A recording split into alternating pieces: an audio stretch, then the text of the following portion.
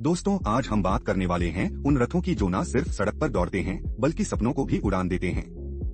ये हैं वो लग्जरी सुपरकार्स जो इंजीनियरिंग का जादू और डिजाइन का कमाल हैं। सबसे पहले आती है फरारी SF90 स्ट्रेडेल 986 हॉर्स पावर का तांडव V8 हाइब्रिड इंजन और 0 से 100 की रफ्तार महज 2.5 सेकंड्स में। ये कार सिर्फ एक मशीन नहीं बल्कि एक अनुभव है। अब बात करते हैं एस्टन मार्टिन वल्हल्ला की 1012 horse power carbon fibre body और एक ऐसा डिजाइन जो दिल की धड़कनें बढ़ा दे। 0 से 100 सिर्फ 2.4 सेकंड्स में।